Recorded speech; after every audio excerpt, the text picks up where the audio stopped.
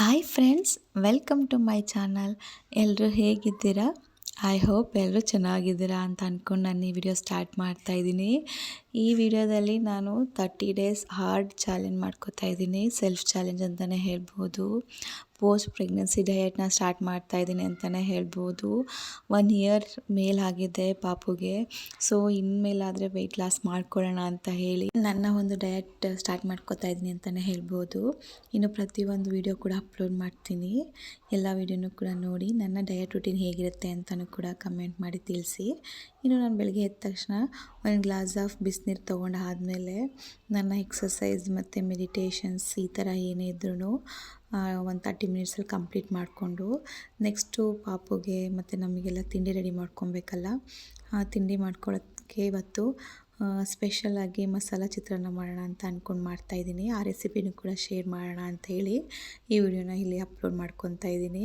ಇದಕ್ಕೆಲ್ಲ ಏನೇನೆಲ್ಲ ಬೇಕಾಗತ್ತೆ ಅಂತ ಹೇಳಿದ್ರೆ, 1 ಬೆಳ್ಳುಳ್ಳಿನ ಬಿಡಿಸಿಟ್ಕೊಂಡು ಹಾಕ್ಕೊತಾ ಇದ್ದೀನಿ, ಮತ್ತು 1 ಇಂಚಷ್ಟು ಶುಂಠಿನೂ ಹಾಕ್ಕೊತಾ ಇದ್ದೀನಿ, 1-2 ಲವಂಗನೂ ಕೂಡ ಹಾಕ್ಕೊತಾ ಇದ್ದೀನಿ, ಮತ್ತು ಸ್ವಲ್ಪ ಚಕ್ಕೆನೂ ಕೂಡ ಸಣ್ಣದಾಗಿ ಕಟ್ ಮಾಡಿ ಹಾಕ್ಕೊತಾ ಇದ್ದೀನಿ, ಮತ್ತು ಪುದೀನ ಸೊಪ್ಪು ಹಾಕ್ಕೊತಾ ಇದ್ದೀನಿ. ಮತ್ತು ಇದಕ್ಕೆ ಹಸಿಮೆಣ್ಸಿಕಾಯಿ ಹಾಕಬಾರ್ದು ರುಬ್ಬಕ್ಕೆ, ಕೆಂಪು ಮೆಣಸಿಕಾಯಿನ ಹಾಕ್ಕೊಂಡ್ರೆ ಚೆನ್ನಾಗಿ ಬರುತ್ತೆ ಅಂತಲೇ ಹೇಳ್ಬೋದು.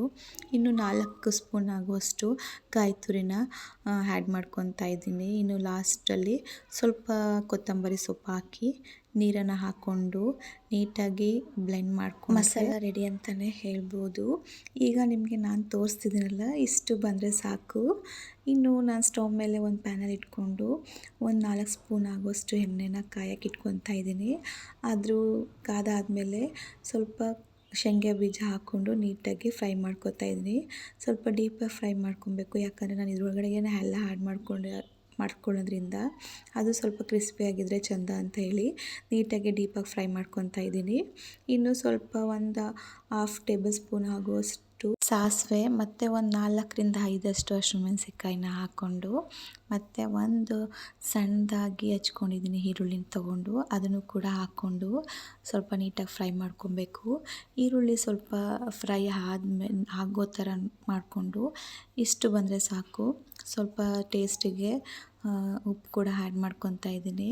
ಇನ್ನು ಇದೆಲ್ಲ ಹಾಕ್ಕೊಂಡು ಸ್ವಲ್ಪ ಬೆಂದಾದಮೇಲೆ 1 ಟೊಮೆಟೊ ದಪ್ಪದು, ಇಲ್ಲಾಂದರೆ 2 ಆದರೂ ಹಾಕ್ಕೊಬೋದು ನಿಮ್ಮ ಇದಕ್ಕೆ ತಕ್ಕಂತೆ. ನಾನು 1 ಟೊಮೆಟೊನ ಕಟ್ ಮಾಡಿ ಹಾಕ್ಕೊಂಡು ನೀಟಾಗಿ ಫ್ರೈ ಮಾಡ್ಕೊತಾ ಇದ್ದೀನಿ. ಟೊಮೆಟೊ ಕೂಡ ನೀಟಾಗಿ ಅದು ಡೀಪಾಗಿ ಫ್ರೈ ಆದಮೇಲೆ ಸ್ವಲ್ಪ ನಾನು ಕ್ಯಾಪ್ಸಿಕಮ್ನ ಆ್ಯಡ್ ಮಾಡ್ಕೊತಾ ಇದ್ದೀನಿ. ಸ್ವಲ್ಪ ಕ್ಯಾಪ್ಸಿಕಮ್ನ ಲೈಟಾಗಿ ಹಾಕ್ಕೊಂಡ್ರೆ ಸಾಕು, ಅದೇನು ಬೇಯೋ ಅವಶ್ಯಕತೆ ಇರಲ್ಲ. ಸ್ವಲ್ಪ ನೀಟಾಗಿ ಅದನ್ನು 1-2 ಸತಿ ಫ್ರೈ ಮಾಡಿಕೊಂಡ್ರೆ ಸಾಕು ಅಂತಲೇ ಹೇಳ್ಬೋದು. ಇನ್ನು ನಾವು ಇದಕ್ಕೆ ರೆಡಿ ಮಾಡ್ಕೊಂಡಿರ್ತೀವಲ್ವ ಮಸಾಲನ, ಈ ಟೈಮಲ್ಲಿ ಅದನ್ನು ಆ್ಯಡ್ ಮಾಡ್ಕೊಬೇಕು. ನಿಮಗೆ ಎಷ್ಟು ಕನ್ಸಿಸ್ಟೆನ್ಸಿ ಬೇಕಾಗುತ್ತೆ ಅಷ್ಟು ನೋಡಿ ಮಾಡ್ಕೊಳ್ಳಿ. ಈ ಥರ ನೀವು ಟ್ರೈ ಮಾಡಿದ್ದೀರಾ ನನಗೆ ಗೊತ್ತಿಲ್ಲ, ಬಟ್ ನಮ್ಮ ಮನೇಲಿ ಇದು ರೆಗ್ಯುಲರಾಗಿ ಇರುತ್ತೆ, ಯಾವಾಗಲೂ ಮಾಡ್ತಾಯಿರ್ತೀವಿ ಅವಾಗವಾಗ. ಸೊ ನಾನೀಗ ನಿಮಗೆ ತೋರಿಸ್ತಿದ್ದೀನಲ್ಲ, ಅಷ್ಟು ಕನ್ಸಿಸ್ಟೆನ್ಸಿಲಿ ನಾವು ಮಾಡ್ಕೋತೀವಿ ಅಂತಲೇ ಹೇಳ್ಬೋದು. ಒಂದು ಚಿಕನ್ ಮಸಾಲ, ಪನ್ನೀರ್ ಮಸಾಲ ಈ ಥರ ಯಾವ ಥರ ಮಾಡ್ಕೋತೀವಿ ಅಷ್ಟು ಕನ್ಸಿಸ್ಟೆನ್ಸಿ ಇದ್ದರೆ ಸಾಕಂತಲೇ ಹೇಳ್ಬೋದು. ಇನ್ನು ಲಾಸ್ಟಲ್ಲಿ ಸ್ವಲ್ಪ ಅರ್ಶಿನದ ಪುಡಿ ಹಾಕ್ಕೋತಾ ಇದ್ದೀನಿ ಕಲರಿಗೆ, ಚೆನ್ನಾಗಿ ಬರುತ್ತೆ ಅಂತ ಹೇಳಿ. ಇನ್ನು ಅದನ್ನು ಕೂಡ ನೀಟಾಗಿ ಫ್ರೈ ಮಾಡಿಕೊಂಡು 1 ಕುದಿ ಬರಬೇಕು, ಸ್ವಲ್ಪ ಎಣ್ಣೆ ಬಿಟ್ಕೊಳ್ಳುತ್ತಲ್ವ ಅಷ್ಟು ಕುದಿ ಬಂದರೆ ಸಾಕು. ಇನ್ನು ಲಾಸ್ಟಲ್ಲಿ ಸ್ವಲ್ಪ ಗಾರ್ನಿಷ್ಗೆ ಕೊತ್ತಂಬರಿ ಸೊಪ್ಪು ಹಾಕಿದ್ರೆ ಮಸಾಲ ಚಿತ್ರಾನ್ನ ರೆಡಿ ಅಂತಲೇ ಹೇಳ್ಬೋದು. ಟೇಸ್ಟ್ ಅಂತೂ ತುಂಬ ಚೆನ್ನಾಗಿರುತ್ತೆ. ನೀವು ಕೂಡ ಒಮ್ಮೆ ಟ್ರೈ ಮಾಡಿ ನೋಡಿ ಮನೇಲಿ. ಇದೆಲ್ಲ ಸ್ಟವೆಲ್ಲ ಆಫ್ ಮಾಡಾದಮೇಲೆ ಲಾಸ್ಟಲ್ಲಿ ಲೆಮನನ್ನು ಕೂಡ ಆ್ಯಡ್ ಮಾಡ್ಕೊತಾ ಇದ್ದೀನಿ, ರಸ ಬಿಟ್ಕೊತಾ ಇದ್ದೀನಿ. ಸ್ಟವೆಲ್ಲ ಆಫ್ ಮಾಡಾದ್ಮೇಲೆ ಹಾಕ್ಕೊಂಡ್ರೆ ಸಾಕಂತಲೇ ಹೇಳ್ಬೋದು. ಈಗ ನಾನು ನಿಮಗೆ ಸರ್ವ್ ಮಾಡಿ ತೋರಿಸ್ತೀನಿ ನೋಡಿ. ಸ್ವಲ್ಪ ರೈಸ್ ಹಾಕ್ಕೊಂಡಿದ್ದೀನಿ, ಅದ್ರ ಮೇಲೆ ಸ್ವಲ್ಪ ಗೊಜ್ಜು ಹಾಕ್ಕೊತಾ ಇದ್ದೀನಿ. ಎಷ್ಟು ಚೆನ್ನಾಗಿ ಬಂದಿದೆ ಅಂತ ಹೇಳಿದ್ರೆ ಟೇಸ್ಟು ತುಂಬ ಅದ್ಭುತವಾಗಿದೆ ಅಂತಲೇ ಹೇಳ್ಬೋದು. ನೀವು ಕೂಡ ಒಮ್ಮೆ ಮನೇಲಿ ಟ್ರೈ ಮಾಡಿ ನೋಡಿ, ಇಷ್ಟಪಡ್ತೀರಾ. ಇಷ್ಟ ಆದರೆ ಕಮೆಂಟ್ ಮಾಡಿ ತಿಳಿಸಿ. ಇನ್ನು ಪಾಪುಗೆ ಅವನ ಲಂಚ್ ಬಾಕ್ಸ್ನೆಲ್ಲ ರೆಡಿ ಮಾಡಿ ಸ್ಕೂಲಿಗೆ ಪ್ಯಾಕ್ ಮಾಡ್ತಿದ್ದೀನಿ ಅಂತಲೇ ಹೇಳ್ಬೋದು. ಇದೆಲ್ಲ ರೆಡಿ ಮಾಡಿ ಕಳಿಸಾದ್ಮೇಲೆ ನನ್ನ ಯಾವುದು ಯಾವ ಥರ ಡಯಟಿಂಗ್ಗೆ ಫುಡ್ ತೊಗೋಬೇಕು ಅದನ್ನು ನಾನು ರೆಡಿ ಮಾಡ್ಕೋತೀನಿ ಅಂತಲೇ ಹೇಳ್ಬೋದು. ಇವತ್ತು ನಾನು ಮನೇಲಿ ಮಸ್ಕ್ ಮೆಲನ್ ಇತ್ತು, ಸೊ ಅದನ್ನು ಸ್ವಲ್ಪ ಸ್ಮೂತಿ ಮಾಡ್ಕೊಳ್ಳೋಣ ಅಂತ ಹೇಳಿ ಒಂದು ಜಾರಿಗೆ 2 ಕಪ್ ಆಗೋಷ್ಟು ಮಸ್ಕ್ ಮೆಲನ್ ತೊಗೊಂಡಿದ್ದೀನಿ. ಒಂದು ಹಾಫ್ ಟೇಬಲ್ ಸ್ಪೂನ್ ಆಗೋಷ್ಟು ಬೆಲ್ಲ ತೊಗೊಂಡು 1 ಕಪ್ ಇಲ್ಲಾಂದ್ರೆ 1 ಲೋಟ ಗ್ಲಾಸ್ ಆಫ್ ಹಾಲನ್ನು ತಗೊಂಡು ಅದನ್ನು ನೀಟಾಗಿ ಬ್ಲೆಂಡ್ ಮಾಡ್ಕೊತೀನಿ. ಇದನ್ನು ನಾನು ಒಂದು ಗ್ಲಾಸಿಗೆ ಸರ್ವ್ ಮಾಡ್ಕೊತಾ ಇದ್ದೀನಿ. ಈ ಒಂದು ಗ್ಲಾಸ್ ನನ್ನ ಬೆಳಗಿನ ಬ್ರೇಕ್ಫಾಸ್ಟ್ ಅಂತಲೇ ಹೇಳ್ಬೋದು. 1 glass of Musk melon smoothie. ಇದ್ರ ಒಳಗಡೆಗೆ ನಾನು ಚಿಯಾ ಸೀಡ್ಸ್ನ ಒಂದು 10 ನಿಮಿಷ ಮುಂಚಿತವಾಗಿ ನೀರಲ್ಲಿ ನೆನೆ ಹಾಕಿ ಇಟ್ಟಿದ್ದೆ. ಸೊ ಅದನ್ನು ಕೂಡ ಇದ್ರ ಒಳಗಡೆ ಆ್ಯಡ್ ಮಾಡ್ಕೊತಾ ಇದ್ದೀನಿ. ಚಿಯಾ ಸೀಡ್ಸು ಮೇಯ್ನು ವೆಯ್ಟ್ ಲಾಸಿಗೆ ತುಂಬ ಹೆಲ್ಪ್ ಮಾಡುತ್ತೆ ಅಂತಲೇ ಹೇಳ್ಬೋದು. ಆದಷ್ಟು ಯಾವುದಕ್ಕಾಗುತ್ತೋ ಅದಕ್ಕೆಲ್ಲ ಇದನ್ನು ಹಾಕ್ಕೊಂಡ್ರೆ ಒಳ್ಳೆ ಯೂಸ್ ಆಗುತ್ತೆ ವೆಯ್ಟ್ ಲಾಸಿಗೆ ಅಂತಲೇ ಹೇಳ್ಬೋದು. ಇನ್ನು ಇದ್ರ ಜೊತೆ ನಾನು ನೆನೆಸಿಟ್ಟಿದ್ದ 4-5 ಬಾದಾಮ್ ತೊಗೊಂಡು 2 ಖರ್ಜೂರ ತೊಗೋತಾ ಇದ್ದೀನಿ. ಇದು ಒಂದು ನನ್ನ ಬ್ರೇಕ್ಫಾಸ್ಟ್ ಅಂತಲೇ ಹೇಳ್ಬೋದು.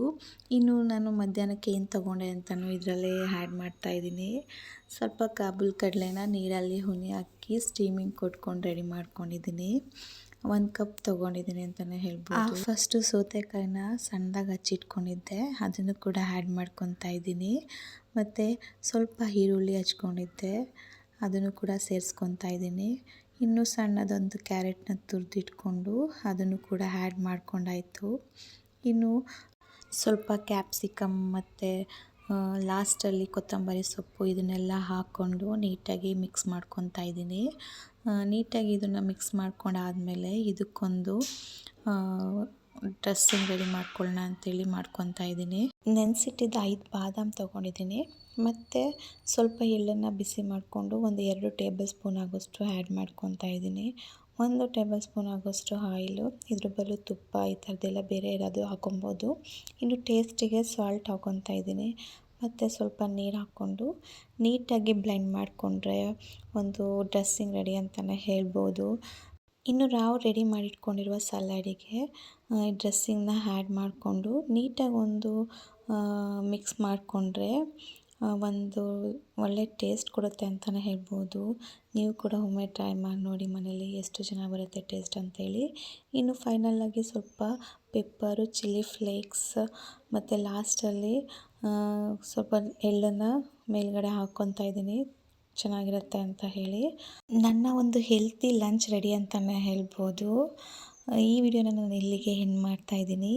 ಈ ವಿಡಿಯೋ ನಿಮಗೆ ಇಷ್ಟ ಆದರೆ ಪ್ಲೀಸ್ ಲೈಕ್ ಮಾಡಿ, ಶೇರ್ ಮಾಡಿ, ಕಮೆಂಟ್ ಮಾಡಿ.